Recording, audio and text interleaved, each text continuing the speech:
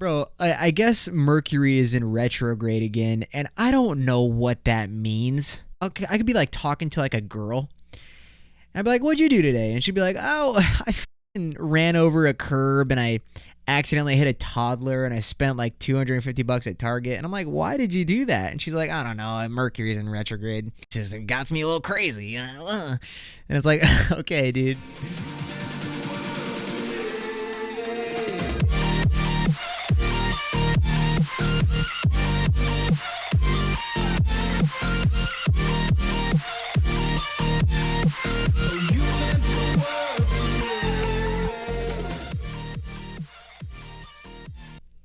And 3, 2, 1. Throw that cat in the tree and don't call the fire department. What is going on, ladies and gentlemen? How are we living? And welcome back to another episode of the Juice Box Podcast. I am your host, all up in them cheeks, Joey, back here again for episode 88. Oh, dude, we're so close to 100. We're a couple weeks away. But I still don't know what I'm going to do for episode 100. I feel like I got to make it exciting. Get like the boys on, like the boys, you know, like every single person. But haven't figured that out yet, but we got plenty of time for that.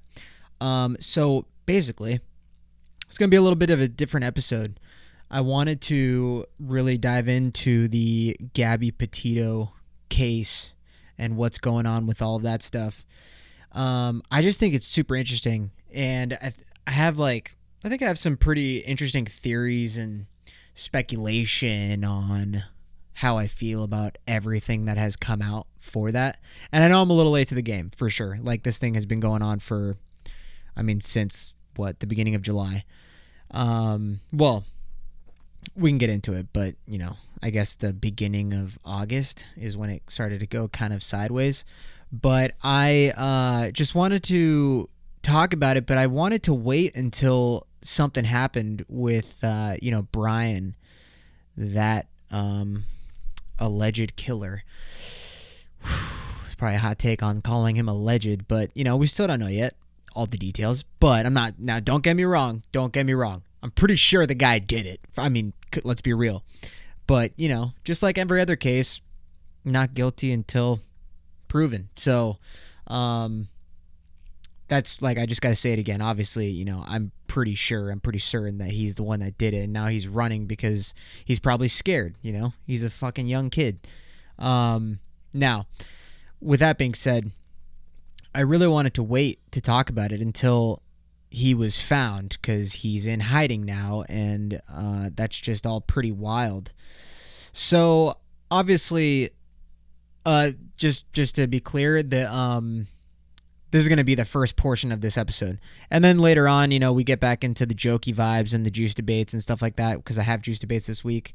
And then, we'll just be chilling, bro. I just want to break down to you guys. Obviously, like I said, I'm a little late, but I have written a crap ton of notes.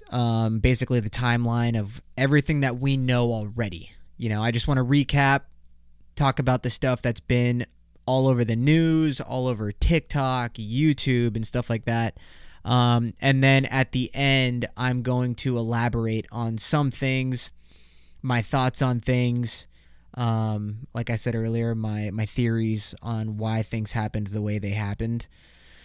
And I don't know, I just think it'd be kind of interesting, because I don't really talk about, and I know like on one of my last episodes, I said something about like true crime and how I think it's kind of like, not creative. But I felt like changing it up a little bit, maybe just for this episode, because I wanted to talk about it. Because it's everywhere. It's like the case that broke the internet again. Just kind of like when OJ, that case broke the news in the 90s. Like everyone and their mothers and their great-grandmothers know about this. And dude, it's crazy, man. It is a crazy case that's going on.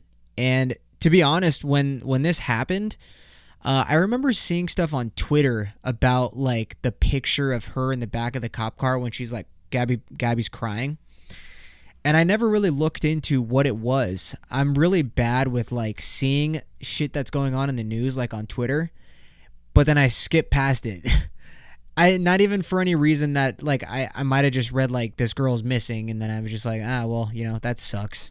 That's never cool. But I mean, it was far away. What am I going to do, right? But then it blew like out of proportion like crazy.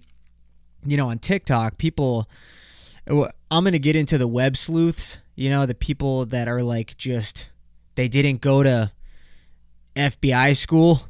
So they sit in their rooms on their computers and watch the videos over and over and over in slow motion and everything to catch all the little things. Like that's something that's pretty wild to me.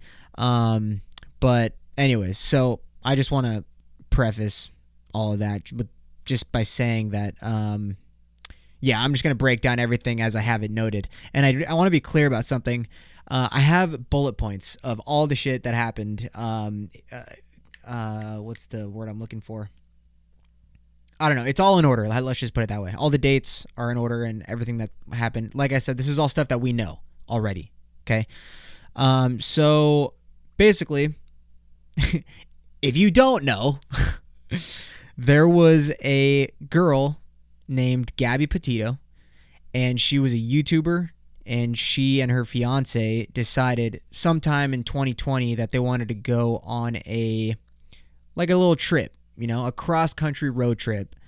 So they bought a transit van, and basically, like 6-month period.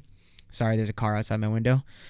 A 6-month period of them saving money, planning out their route, where they were going to go, all the sites that they wanted to see. And then, come the beginning of this year, I think they finally started renovating the van. And then by July of 2021, they finally hit the road and went on their road trip. And so I just want to also be clear that all of my notes, I am going to just read what I have bulleted, and I'll elaborate on them later. Because if I paraphrase, come on, guys, you know me. If I paraphrase, I'm going to get sidetracked, and I probably say that I'm not going to do that, but I'm probably going to do it because I have ADHD, self-diagnosed. And I'm also drinking a Red Bull, and this is my second Red Bull today, and I just had pre-workout, so I'm already tripping balls. But okay. Let's see. Where do I want to start? I guess we start at the beginning. First of all, I just want to say RIP to her, because this is something that should never happen to anybody. And I'm not gonna lie, dude. When I watched the when I actually ended up watching the video of like the police camera footage, oh man, I kind of got choked up a little bit, because I don't know, it's like when I start seeing people cry and it's not like a movie, if it's like real and you can see the emotion of this real person really crying because she looks like, scared, I guess. But that's something that I want to touch on later, because the police camera footage really made me question some things. But I just want to say, rest in peace to her. Obviously, if you don't know already, she was found, but we'll get to that. So, YouTuber and her fiance, they go on their road trip. Okay. They begin their road trip July 2nd and make their way across the country as far as Utah in about 2 weeks. And then, they're a little quiet on their posting on social media. And Gabby was the only one that had an account, because I guess Brian didn't have a cell phone, which is what he stated in the police camera footage. So she was the only one with the phone. She was the only one on social media, keeping in touch with her family. I don't know much about Brian keeping in touch with his family when they were on the road, but, I'm sure he did at some point. And then, so that's all that in the beginning. Now, I believe it is August 12th. They are in Utah, and there's a phone call to an emergency dispatcher. And this phone call is from just a regular citizen who happened to witness some domestic abuse activity between Gabby and Brian. So, like any good Samaritan would do, you call a dispatcher or whatever the emergency line is for stuff like that, and just report it. So the guy, I'm going to read my bullet. The guy who reported the domestic violence said he saw Brian slapping Gabby around, gave dispatch all of the details of the van, the license plate, the make and the model, and which direction they were headed. So that happened on August 12th. That was the first encounter with the police And that's pretty much where everything started. And I want to make something clear that I'm going to touch on later because I have it bulleted for later. But something really made me mad about the dispatcher on the phone. Like, the guy who called it in was super... he had all his information ready to go for what the police needed to look for. And I don't know, it's just the dispatcher was like, it sounded like a sarcastic tone, and that kind of pissed me off. But there's something else I want to touch on, but I'll touch on that later. Now, after giving the dispatcher all the details, the dispatcher, dispatches police to go on the lookout for them. And basically, police pull them over. They're notified to stop them, and they finally do. They see him, and they pull him over. And the officers within that stop, they try to figure out what's going on, and they say, like, hey, what's going on? So officers get both of their stories. Gabby explains how she has OCD and she was anxious a lot, and that Brian had been stressing her out for like the past couple of days. And Brian says how they had arguments early in that day because, he's a dirty guy and you're living out of a van. So how clean can you really be? And let alone, dude, traveling across the country with your significant other in a little van. I've seen people convert vans and stuff like that. And the one that they had was pretty damn small. And by this point, it was like already over a month. Now, that's no excuse for the final result of this entire thing, but that's just, so they break down both of their stories for the police. And while they're talking to Brian, they start to notice all of the scratches on his face and like the cuts on his arms and stuff like that. And she admitted, when the police were talking to her, she admitted to swinging at him and pushing him while he was driving and during their arguments previously in the day before they got in the car and before they got pulled over, which was apparently when he was found and seen pushing her and grabbing her and, trying to defend himself, which is what is explained in the video via him. Now, I don't want to entirely take his word for it, but he had more damage on him than she had on her. I don't even think she had anything on her. I think in the video with the police cam, she said that she had like a little tiny cut on her leg. But regardless, it's not okay. So then the police recommend that they, separate for the rest of the day. And so Brian goes and stays at a hotel. She gets to keep the van. And all of, they're not together anymore for the night. They got to cool off. Next day, they meet up and they get back on the road, and that's pretty much that entire situation with the police. Now, as they're back on the road, before I get into that, Gabby's family knew that some places along their route, they would hit some spots where they don't have the best cell reception. So she probably wouldn't be able to check in as often, or whenever they wanted her to check in. So that's that bullet point. And then here we get to August 25th at Grand Teton, Wyoming. All communications from Gabby 100% went quiet. She didn't text the family. She didn't FaceTime the family. Her social media and her stories, nothing was posted. So obviously that's going to raise some eyebrows, as it would to any parent or any friend. Your friend's going on a cross-country road trip with this guy. And by this point, the families aren't even notified, and they don't even know that there was a whole incident with the police and how they had to spend a separate night together. And, they had this whole fiasco going on. So a couple days goes by. She doesn't reach out, whatever. And then 5 days after that, so August 30th, Gabby's mom gets a text from Gabby's phone, which is, like probably any mother who hasn't heard from her kid is probably like, that's like a sign of relief. However, the text from Gabby's phone to her mom's phone said, "Can you help Stan? I just keep getting his voicemails and missed calls." Now, immediately, like I said, any text that would come after a couple days of not hearing anything, you'd probably feel a sense of relief, but that did not happen. They had the opposite reaction to that text message, because Stan turns out to be Gabby's grandpa. So, and, her parents said that Stan wasn't something that she referred to her grandpa as, like, ever, She got more respect than that, right? So that's already sus.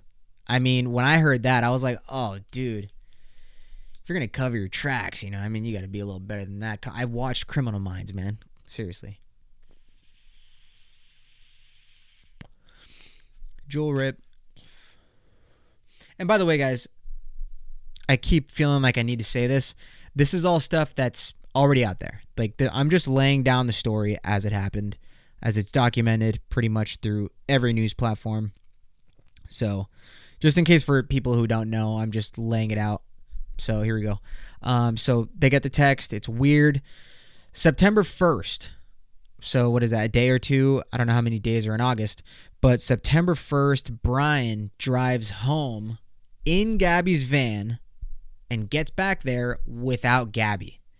Now, before they went on their trip, Gabby was living with Brian's family in Florida. Although I'm not sure, one thing that I didn't find out for sure was if they left from Florida or if they left from Gabby's family in New York. So that's the only thing I'm not sure of. But he still gets back home in her van without her. So the whole parent situation, we'll get into that later, but it's just like, how do you as a parent like see your kid who's supposed to be with his fiance get back home from a road trip probably earlier than expected and she's just not there? What? That's some crazy shit if I ever seen it. So here we get to September 11th. Gabby's family still hasn't heard from her other than that one text. So her family reports her missing in New York, which then sends authorities to where she currently is a resident of in Florida. So the cops go to the Laundrie's house. The dirty Laundries is what the media is calling them. And next, after the authorities get to the Laundrie's house, Brian's parents immediately give the authorities the phone number to their lawyer, which is just like, okay, what do you have to hide? You're already just putting the spotlight on you, So 4 days after, September 15th now, Brian is now officially a person of interest in the disappearance due to purposefully hindering the investigation because he won't talk to the police. He's having his lawyers write out statements and sending him out to news media, like the media and stuff like that. So it's just like, it's such a bad look on him. And it doesn't, like I said, we're getting close to the end of the timeline in the story and then I'll get into my thoughts. But, so 2 days after that, it's announced that Brian goes missing while under FBI and law enforcement. I don't know how that happens, but it happens. And I don't know how that happens without the help of your family, aka his parents. And also the attorney for them, or for Brian, sending out doing all the press pretty much for the family. He states that he's been missing for actually 3 days. So he was gone missing, what is this, September 17th. So 14th? He was gone missing, but no one heard anything about that. They didn't announce that sooner. So he had 3 days ahead of the media to flee the scene, or not even the media, the police, the authorities, to get as far away as he could on his own. Which is just like, okay, so the family is covering some shit up. And the fact that they didn't, okay, yeah, I keep saying we're going to get to it. But September 19th, finally, is the day that there was a body found at Spread Creek Camping Grounds in Wyoming. And 2 days after, September 21st, FBI confirms the remains found was Gabby Petito and confirmed that the death was due to homicide, which is just so shitty. Like, it sucks because, okay, they confirmed the death was due to homicide, and then it is now today, September 28th, and Brian is still in hiding, so he hasn't been found yet, and that's where the timeline ends. It's it sucks. I just want to start off before I go into my own personal thoughts. It's hard because of all the work that the internet did to try and find where she could have been. And I saw TikToks of people saying, like, there was one couple that actually ended up picking him up because he was hitchhiking. And there's like a number of videos that I saw that were, there were a lot of people that really wanted to help. Like, for sure, they wanted to try and do whatever they could to, help however they could in finding her. And it just sucks that this is the end result, She was she was super young, and no one should ever have to go out that way. But we're gonna get into my thoughts, and I'm sorry guys if I feel like I'm trying not to be all over the place. This is my first time doing like a true crime thing, but I'm just trying to get through it. But here we're gonna get into my personal thoughts, and I want to start off with the guy who called the dispatcher, and I had a thought about this. Strictly due to the comments that I saw on a video that I watched. So the Good Samaritan, if you want to call him that, which I believe he is. He calls the dispatcher, right? Like we talked about in the beginning. And people in the comments are saying, bless him for calling it in. And I think, yes, it is good for someone to do something about seeing anything domestically violent. But is it ultimately a blessing that he called the police? And the reason that I think that is because, obviously the guy didn't really anticipate probably anything to go this far. It is good that he called the police and the police stopped them and they had this whole ordeal and they spent the night away from each other and, they just had some time to cool off. But I don't know if it's entirely a blessing. I don't know if it maybe contributed to what ended up finally happening. And I was just something that was spinning my head around for a little bit. Because, I don't know if... I really don't know too much about them personally, obviously. I don't know that many people do other than their families.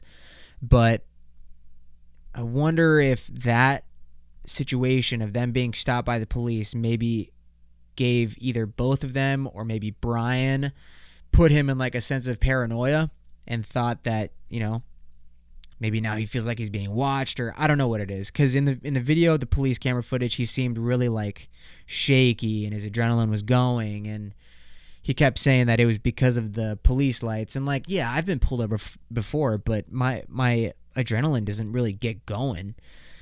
And then he's asked if he's on medication, and he says no, and she says no, and so I don't know.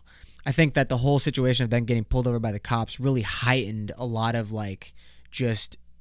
paranoia or anxiety, and probably really just fucked up both of their moods, regardless of them calming down away from each other that night. So I don't know. I just thought that was kind of an interesting thing, but yeah, the dispatcher, like I said earlier, was kind of a dick.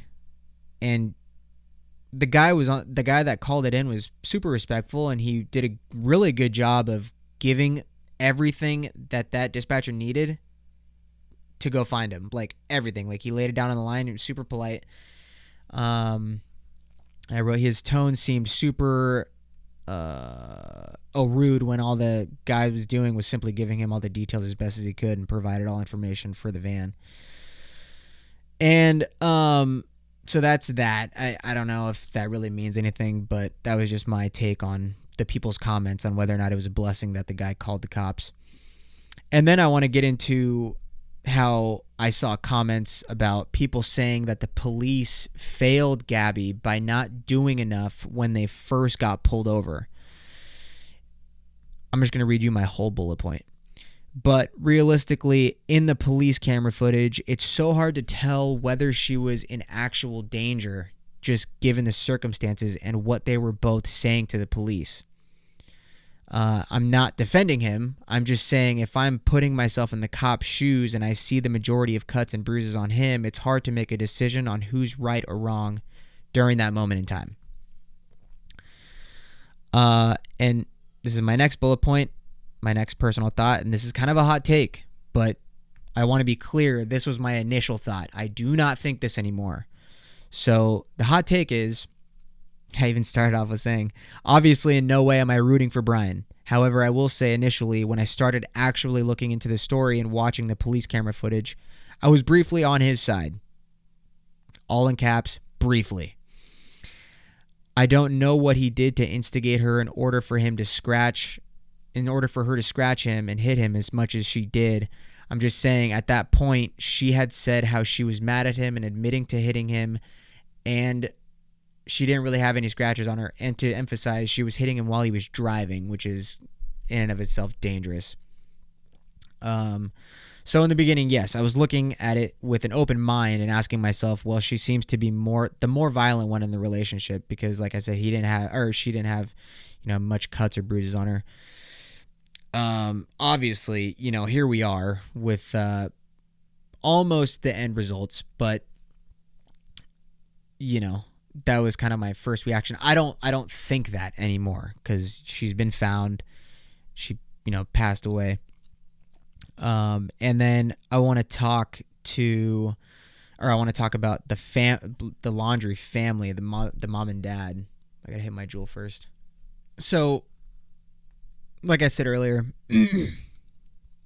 I don't understand how the mom and dad of Brian, they just immediately call their lawyers. Well, let me just get into my speculation. Here's the thing. I don't know. I'm going to read you my bullet point. I don't know what it's like to be a parent. I definitely don't know what it's like to be a parent of a child who potentially killed their significant other. But if I had a kid and they said that they killed someone or killed someone on accident, I have no idea how I'd react because that's for real. Everything is so much easier said than done. But I don't know from experience because I don't have a child. And they say that, when you have a kid, you don't know love until you have a kid, right? That's what everybody says. And maybe that's true. I couldn't tell you. So I don't know how I'd react. I don't know if I'd fucking call the fuzz on them immediately or if I'd try and get them out of it in a certain way. I do not know how I'd react. Obviously, I would like to say that if that happened, if I was put in that situation of the Brian Laundrie's parents, I would like to say that I will not tolerate a murderer in my family. But we all know that when we say one thing, that's so much different when your fight or flight kicks in. So it's just hard to say.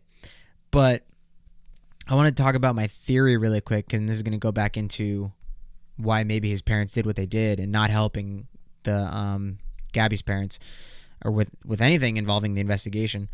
I just want to say my theory. Oh shit! Hold on. Let's see. Okay, so my own personal speculation or theory is that with all of the scratches on him from earlier, they could have gotten into a worse fight just before she was killed. And he may have lost control trying to defend himself and just maybe, accidentally happened. And that's not something that I would rule out, obviously the full autopsy report hasn't been released, so they just know she was murdered. We don't know whether it was fucking brutal. I mean, I'm sure they could tell by the body, but it could have been accidental. By the way, I have to just say this again. I'm not by any means trying to stand behind Brian. I'm just thinking about this in terms of all angles. So it's possible that it happened as an accident. I mean, it just is until it's not possible, until they prove that it's not, or until they finally figured out what the end autopsy report is. But yeah, that's a theory, right? That, they could have gotten into a worse fight after they got back together and got back on the road, and she could have started swinging at him again. And look, man, I'll tell you, if that were me, I think this goes for a lot of people, and not even just guys, just girls too. If you get, your shit scratched or bruised, or you get hit enough, you're finally going to just snap and you're going to react how you react. And if something as drastic as killing somebody happens, then it was an accident, but you did it. So you're fucked, right? It doesn't matter if you were self-defending yourself. There's not really, I don't really know. That's the only problem is if it was an accident and things got carried away and he just saw red and just accidentally killed her. I don't know that there's a way to prove that. So that's that. And let's just say my theory is correct, right? Let's just say that he lost control. He probably panicked and immediately drove home and told his parents what happened. And let's just say if my theory is correct in that they got into a fight way bigger than the initial one, he lost control, killed her, went back home to tell his parents, and they immediately get their lawyer involved to try and get their story straight before being contacted by the authorities. And if that's the case, I mean, obviously, I just feel like his parents for sure like had to go into some kind of fight or flight, right? Because at this point, I mean, come on, they're really not doing anything to contribute to this investigation. So yeah, it's like they tried to just get ahead of anything that was going to come their way because they probably knew, oh yeah, they haven't heard from their daughter. They're going to start knocking on people's doors, asking questions, as a fucking normal parent would, right? So it's just, it's such a, God, this fucking shit's so crazy. But you know, I think that I wrote one final thing, and it's just the possibilities of the potential outcome, right? Either he'll be caught, or he'll be found, somebody will spot him and they'll, you know, report him obviously, or do whatever the fuck they gotta do, or he'll turn himself in. And this is obviously, you know, if he's the one that did it, right? Because obviously everything leading up to everything that's happened, or everything that has happened, I mean, dude, who's going to do that if they're not guilty, right? Because if I'm just, you know, let's just paint a picture if this happened to me. If I go on a road trip with a significant other and we start fighting, you know, we get involved with the police, and then somehow I end up back home with her van, it just looks so bad, right? So, you know, I kind of forgot my train of thought right there. But, so he'll either turn himself in, right, because he's already made himself look this bad. There's no way that he's innocent. Or he'll probably kill himself out of guilt, you know? Maybe not even guilt. Maybe just he'll think that that's an easier way. Because I feel like if he really was going to turn himself in, he would have done it by now. And maybe it's just a matter of time before his body's found.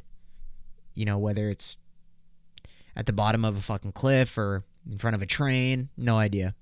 Under a bridge. Who knows? Hanging somewhere. I'm just thinking of all the ways people can kill themselves. That's dark. Yeah, man. I hope you guys really bared with me during the whole thing. It was kind of rough for me. I just didn't want to fuck anything up, and I'm probably sure I did. But in terms of everything bulleted in the timeline, that's all I want to say fairly accurate. I've pretty much taken notes from a handful of different sources. And it's shit that's been all over the news. And not saying the news is always right, because I fucking hate the news. But when it comes to something like this that's not political, yeah. People are gonna get to the facts quick. And they're going to start picking shit up, you know, like, I guess we could talk about the web sleuths now. And it's like, it's interesting to me that the, how people get so involved in shit like this. And this really reminded me of the whole Cecil Hotel documentary. And if you haven't seen that on Netflix, it's pretty wild. But that's like one of those documentaries that could have been done in one episode, you know?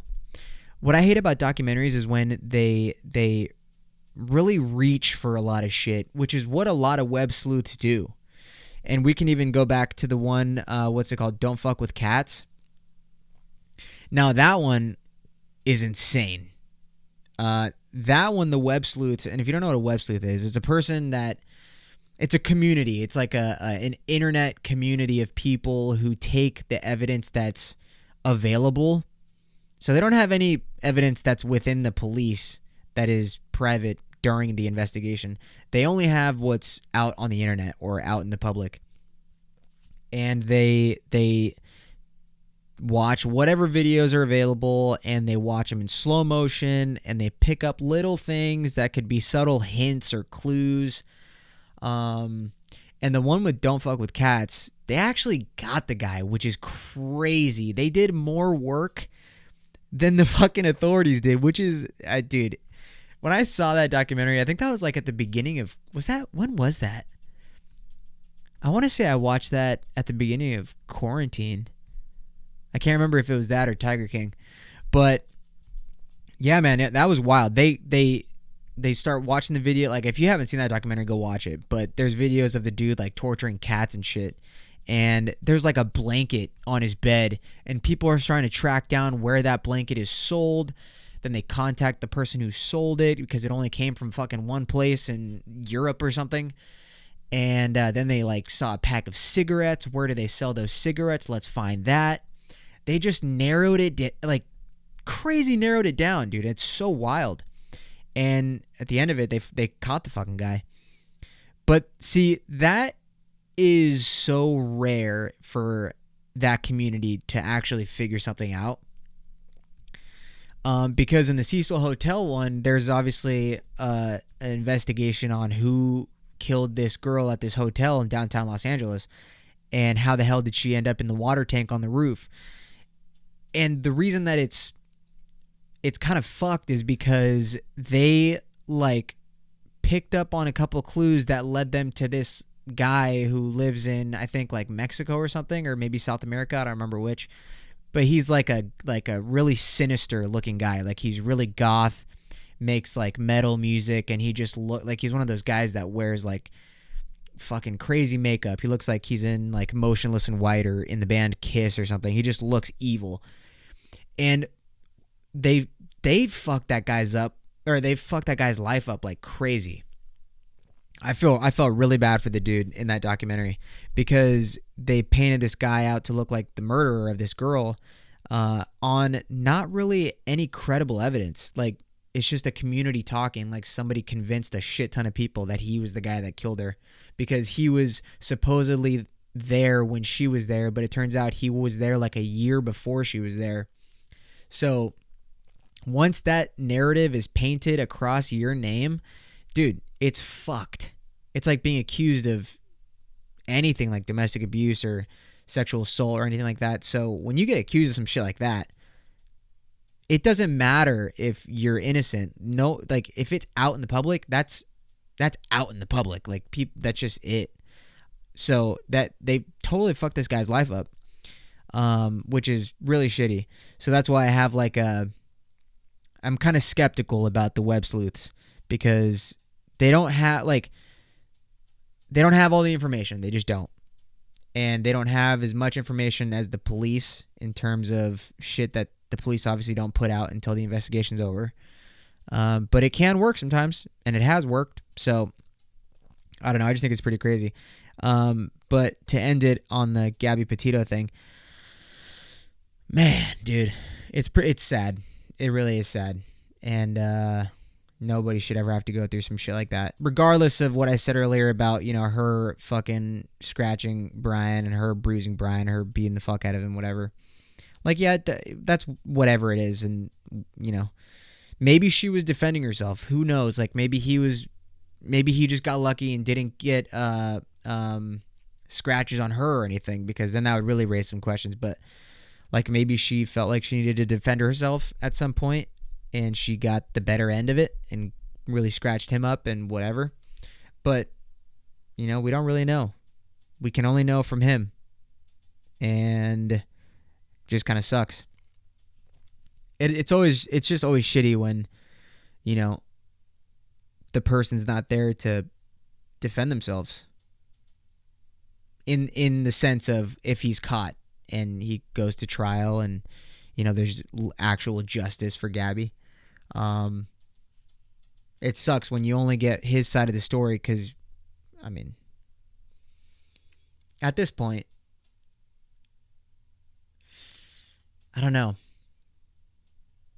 Like, at this point, there's not much he can do but tell the truth, right? Like, he can lie and he can say that he defended himself, but it's just not going to be a good look for him.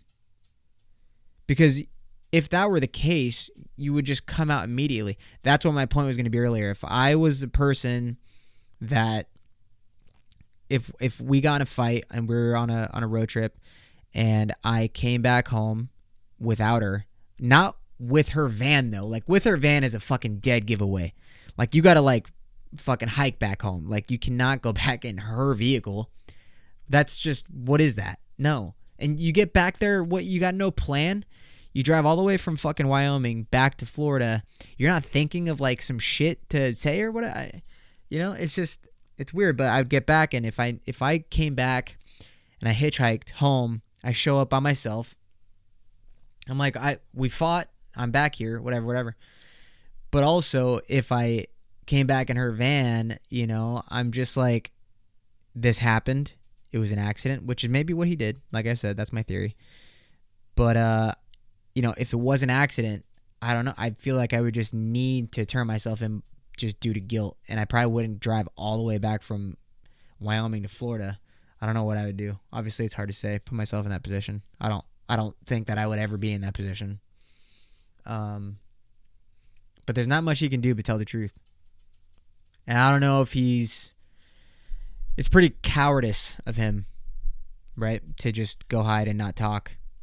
Considering, in the videos that you watched, he says he loves her, and they paint themselves to look like this perfect couple. Which is another thing too. It's like, that's just another thing of social media, right? Is that although it could be a good distraction, by the way, the media was a great distraction. The dad of Gabby said that without that, I don't know what I would have done. Just knowing that people are out there trying their hardest to look for her, and not even the police, just like people on the internet, they're trying to look for her. That like kept him afloat and kept him motivated to try and find his daughter. But the thing about social media is that, you never know what's going on behind closed doors, because on her social media, they look like the most perfect couple. And obviously it wasn't, right? So, and I get it, because she was a YouTuber, so she wants to like paint this picture, and that's how I am sometimes with the podcast, right? Like on an episode, and sometimes I actually talk about it, but sometimes on an episode I'm just like cracking all, like I'm just being myself, just being stupid or whatever. But in the moment, internally, I do not feel like joking around. That's just how I get sometimes. But when you're like a YouTuber, I guess, she wanted to make everything seem like it was all fine and dandy and shit. But yeah, you never know what's going on behind closed doors, dude. So that's always interesting. That's like when I think I've definitely jokingly said this about like certain couples or whatever. Celebrity couples like Ryan Reynolds and Blake Lively. I'm always like all relationship goals and shit. But you never know. You never know what's going on behind closed doors. So I don't buy it. Especially when it's a fucking couple that I follow, that I've known for years, and they've broken up like 4 times. Yeah, all right, buddy. You guys love each other? This is your 4th time trying. This is your 4th go at it, Or it's the fucking people. Dude, it's the... Yo, how about the chicks that post a photo of their man and their caption is, my for lifer, found my for lifer, and then like 2 months later, it's a picture with another dude caption, found my for lifer. Hey man, I don't think that's how it works. Oh god, dude. All right. Well, I'm done with that. We'll see if I need to chop any of that out. It's 45 minutes. So, yeah. All right.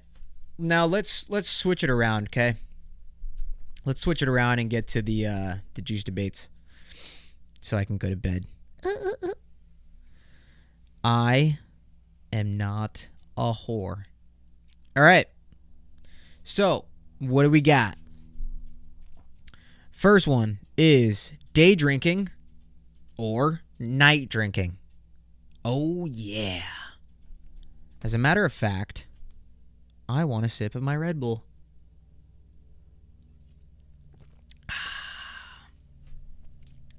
So we got day drinking versus night drinking. Dude, this has just got to be the easiest one ever. And it's both, right? Now, if I have to choose one, it's for sure day drinking. Day drinking is so... It's just like... When you're out in the sun and you're getting a nice bronze and you're cracking a seltzer because that's what I drink, and you're with good friends and music's just vibes. Let's get down to business. Yeah. There's nothing better than that, bro. There's not anything better than day drinking with your buddies. A couple chicks are there maybe, and like, you know, you're playing some BP, maybe some Rage Cage, and people actually know how to play it, so you don't got to fucking explain how to play the game. In the sun, in the yard, or even better yet, just going out on a boat. Dude, what is better than that? I remember back in the day, you know, I day drink. It'd be like 3 p.m. And I text my crush. I'm like, yo, you up? WYD. You up right now? Hey. Hey. You accidentally left me on red. Hey, you forgot to respond. Nah. Yeah, it's just so much better. And the only thing that I like about day drinking too is that if I plan to day drink, I don't plan to night drink, so I get to go to bed early because I'm going to be passed out by 6 p.m. You know what I mean? Or what I've also done, and here's like the best party scenario if you were to ever do it, and I've talked about it enough on this podcast, but day drinking during the day, obviously, like if you're at the fucking Cabo, right? You day drink, and then at like 3, you go back and you take a 4-hour nap, maybe 5, and then you wake up feeling like $1,000,000 because you know you're about to look good and get your ass to the club, the fucking super spreading area, right? Back then it wasn't super spreading. Super spreading them cheeks for sure, but not COVID. So you get ready, get all glammed up. Not really me because I don't do that. But then you get out to the club and you night drink, and you night drink from like fucking 8 o'clock to 2 in the morning. Oh my God. And bro, I cannot do that anymore.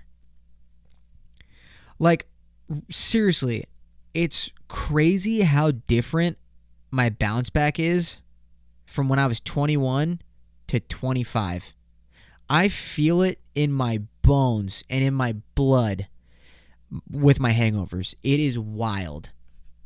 So I actually think I'm going to start doing I'm going to do a sober month again. Remember in January I did sober January?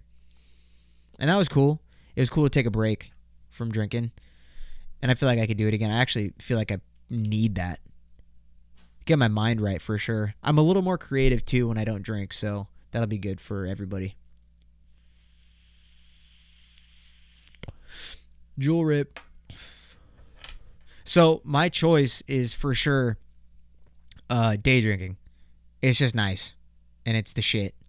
And then like if you're lucky enough, you go back to your place and you got a chick and you just get to clap the cheeks at fucking 2 p.m. Are you serious? And then once you're done, you go out and make some bacon. Oh my God. Make some bacon, bro. Maybe some pancakes at 2 p.m. Fuck yeah. Maybe go out and get some chicken fried steak or something. Go cook up some gravy and then pour it on your chick and lick it off her, you know? And it's only 2 p.m. You got the whole day still. Oh my God. For real? So with that one, 64% said day drinking, as you should, because it's so much fun. And whatever the rest, 36% said night drinking. And yeah, I don't mind night drinking though. I mean, that's when I do it mostly. But if I get the opportunity to go on a boat for sure, or just any like Lake Tahoe vibes for 4th of July, I'm out there. Catch me outside. How about that? Shout out to Bad Baby. She listens. Okay. The next one is, do you take the day off work for your birthday? Yes or no? All right, let's do it. I took my birthday off for my birthday. I took the day off work for my birthday. And then I turned 16, because I got to make that bread. You know what I'm saying? You know what I'm saying? Bro, who's taking the day off of work for your birthday when you're 24? What are you doing? What are you doing that day? Sitting around eating avocado toast? That's $32? Oh, you went to Phil's? You got a nice filtered soul coffee? And then what? Oh, you treat yourself? Nope. Because you ain't got no money because you're taking the day off work for your birthday. That's right. No. We have bags to make, and we ain't going to make them by taking the day off for another year. What, dude? I'd rather take a day off that wasn't my birthday. Like a more special day, Like if I had a kid and I guess I had to go to the hospital to watch them be born. Them, because I don't know the gender. We'll let them decide. But, yeah, bro, I'm not taking the day off of work. I don't know who does that or why they do that. I just don't get it. So, we ain't going to do it. And if you take the day, I got to see who fucking voted yes on this. Who voted yes? Let's see. Let's open up this list. Oh, no. Really, dude? I thought you guys were way better than this. Who's taking their birthday off of work, man? Damn, y'all really don't like the bag, that cash flow? Fucking A, dude. You know who doesn't take the day off of work for their birthday? Strippers. They go to work, and guess what? Fucking dollar bills, y'all. They got that fucking stank money because it be up their ass. But they're making bread, bro. They're making bread. All right, so the results for that one. Do you take the day off of work for your birthday? 41% said yes. Fucking 7-year-olds. And, bro, there's so many people on that list that are probably going to be like, hey, fuck you, man. And 59% said no. Guys, I'm checked, bro. I fucking went to the gym just before I started recording. And look, I don't want to say I'm a strong motherfucker, but I got to say I'm a strong motherfucker for my body weight. Because, boy, I'm like 150 and I was deadlifting 405. So get off me. But I only did 2 singles. That's 1 rep per set. But I fucking hammered out 365 and 315. And look, do I mean to flex on you guys? Yeah, kinda. Because you can't do it. And if you can, well, that's what's up, bro. We should lift. But I'm fucking exhausted, man. I'm exhausted. I got 2 more left. And then I'm out of here. So the next one is, have you ever experienced anything haunted or ghost related? If yes, specify. So, well, the options are yes or no. But I have not ever experienced anything. Like, here's the thing. I don't know how I feel about ghosts or like haunted shit. I just don't know how I feel about it because all of the videos that I see on the internet, I don't know what to believe. It's like seeing alien shit. Like, is this real or is it not real? Because every time I see an alien video, it looks like it was recorded on a Nokia. And it's 2021. What's happening to the camera quality? You know what I mean? So, whenever I see a ghost story or something on TikTok where shit's flying across the room, I'm like, all right, but y'all ever heard of special effects, man? I mean, I don't know what to believe or what to not believe, right? So it's hard for me to figure out what's real or not. And I've never had a close encounter. Well, no, that's alien shit, right? I've never had a ghost encounter, I guess is what I meant to say. Just never had it. No spooky things in my life because I don't live in haunted places. And I'm Mexican. Mexican people don't fuck with that shit. We don't fuck with spookiness. Hell no. Mexican and black people hate spooky shit. Anything like a ghost or some shit moves by itself are, hell no, cut. Get me out of this bitch. So we're out. We don't do that. You know? Mexican folks catch a glimpse of anything spooky and suspicious. Fuck that. They out. They're fucking Usain bolting out of that place for real. For. So yeah, I've never experienced any ghost shit. And I got a couple of responses. I'll read a couple of them. But I remember when I was in 7th grade, I did a Ouija board, or however the hell you say, a Ouija board. And I was the friend in the group. First of all, I don't know why the hell we were doing it. We were stupid in 7th grade. But it's weird how I am like superstitious about some things, but then I don't believe in some things either. Like I don't know how to explain it. But I was that friend in the group when we were doing a Ouija board, and I was dying laughing because I just couldn't believe that we were actually doing that. Oh, fucking, what was that? Is there a ghost in here? Oh. So fucking stupid. So dumb. Oh my God. Is there anything more dumb than a 7th grader? You know, especially me, dude. Oh, dude, I was so dumb. But so let's see who we got. We got Jason. He responded to my story. Shout out Jason. He goes, the question is, have you ever experienced anything, whatever, scary?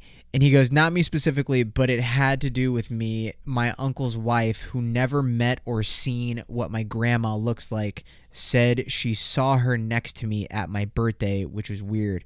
She described my grandma to us. That's how we knew. So she described his grandma before ever seeing what she looked like, which is kind of weird. That's like some psychic shit.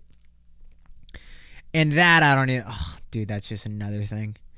You imagine being a psychic? Okay, that's so Raven. Yeah, right, dude. What, you got a crystal ball, you know? Oh, and there's this fucking place that I drove by. I think it's in Hayward. Yeah, I think it's over there. And it's just like... It looks like such a shithole, and it just has a big-ass sign on the outside that says psychic. It's got, like, barred windows, and it's like, all right, bro, how are you paying the bills? Who's coming in here getting their palms read? You know what I mean? I think it's just, like, a bunch of mumbo-jumbo, but that's just me, man. I don't know. That is actually pretty fucking weird, though. That is weird. And then, what was another one? Some of these are just...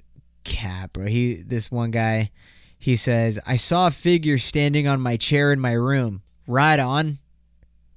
I saw a figure too, and then I turned the lights on, and it was DT just sitting right here. You know? And then I said, did you fuck him up? And he said, nah, I fucked him. Right on, dude. He goes, true story. Then another person said, the USS Hornet, is that a boat? What is that? I was a Cub Scout on a one-night retreat and saw a ghost walking through walls. Shit was weird as fuck. And I'm the kind of person to hear that story from someone's mouth in person and be like, hey, man, you sure it wasn't like dust or anything? I mean, it's an old ship, right? They got dust. Dust hitting the walls, man. Looks like it's going in the walls, but it's not really going. It's just hitting the wall, you know? I'm like the fucking contrarian. Like, I'm like, dude, okay, let's think of all the reasons why this isn't true, you know? Oh, I'm such a dick. I swear. So that was that debate. So no, I've never personally seen or experienced anything haunted or ghost related. And I'm really trying to think. Let's see. Can I think of something? I can make some shit up, right? Like one time. Oh, actually, this one time, fucking so spooky, right? So I was asleep in bed, and I was just, minding my own business, of course, because I'm asleep. I'm not bothering anybody. And all of a sudden, I woke up to this weird sensation going down on my lower half. It was just weird. So I turned my White Claw light on, right? Because I have one of those.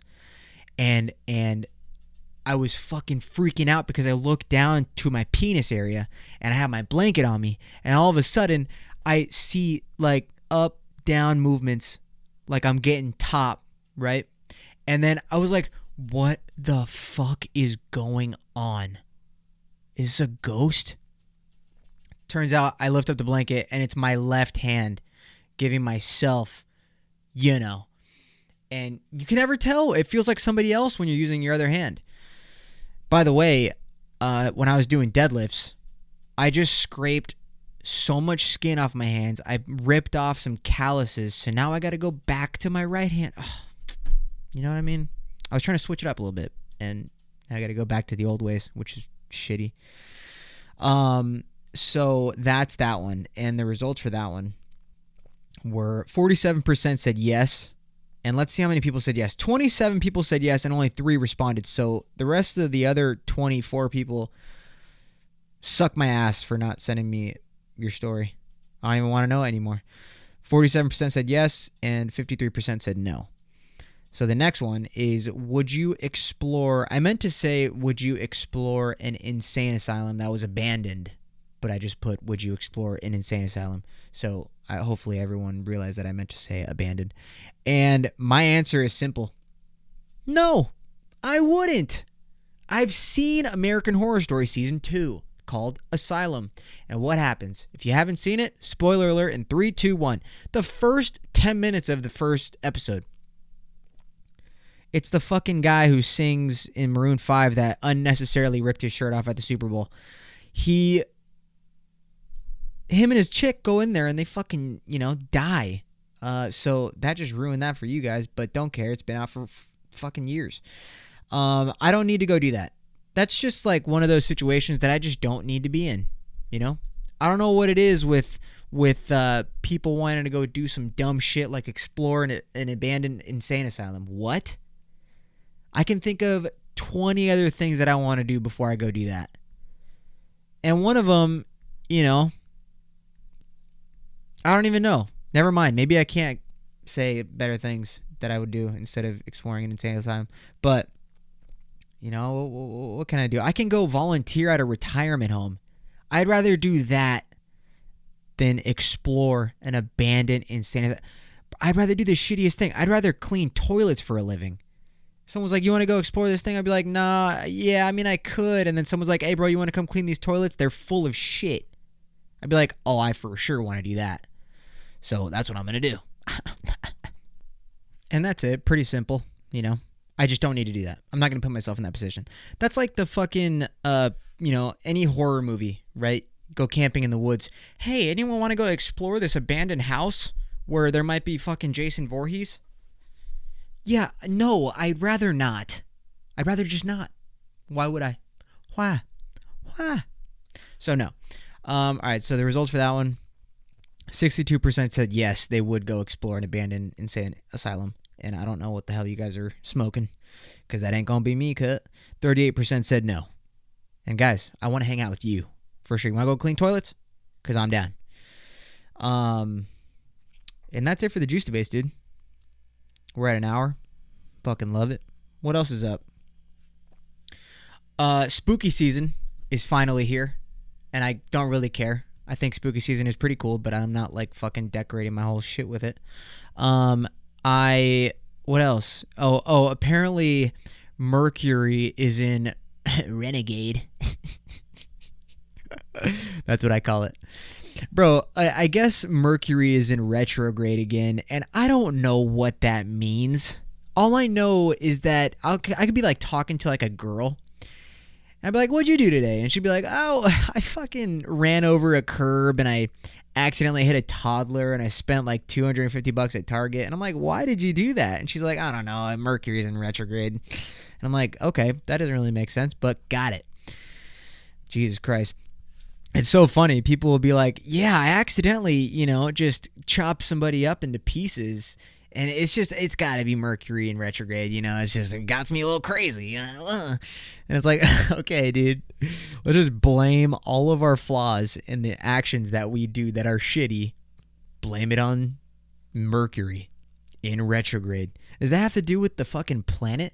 What does it mean? It's like it makes the planet seem like it's going in reverse. It's supposed to go from like east to west, or I don't fucking know. I'm not an astrologist or whatever the hell they're called. But I had a couple other things that people wrote in that they wanted me to talk about, but they're all pretty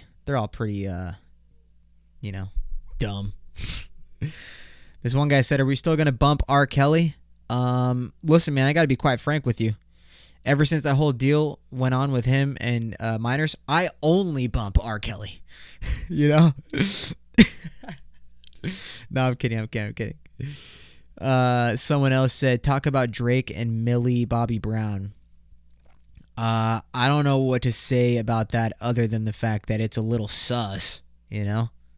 I mean, he probably named all of his shit on Certified Lover Boy songs. All those song titles are about her, you know? What else, dude? I think that's it, guys. I'm a little tapped. My back is hurting. I'm going to need to get a walker for tomorrow. It's pretty wild. But yeah, I hope you guys were able to bear through and get through the whole fucking Gabby thing with me. Sorry if it was just kind of all over the place, but I tried my best. I'm new to the whole true crime shit, bro. Definitely don't know if I'll be doing another one of those soon. But I do want to say there is a documentary that I just watched, and it's called The Jinx, and it is about a man named Robert Durst. Just to give you a little background on it, this guy was accused of a couple of murders, and he went a very long time denying them, but you guys should watch it, and it's on HBO Max. And look, if you take the day off of work for your birthday, you probably can't afford HBO Max. So figure your shit out and get it. Go to work on your birthday. Doesn't matter. Ain't that special. Come on. You're in your mid-20s. Figure it out, dude. For real.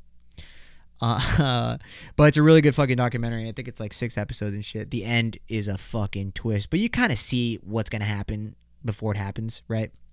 Circle back to Psychic. Hell yeah. Give me your palm. I'll read that shit. Just kidding. You give me your palm, probably going to put my dick in it. Just kidding. That is not okay. All right, guys. I'm tuning out. I hope you guys enjoy the episode. I am just now realizing that I did not play the intro song, so it's going to be before I start. And that's that, ladies and gentlemen. I hope you guys have a great week if you're on your way to work or if you're on your way home from work. Drive smart, drive safe. Don't text and drive. Don't drink and drive. Make good choices.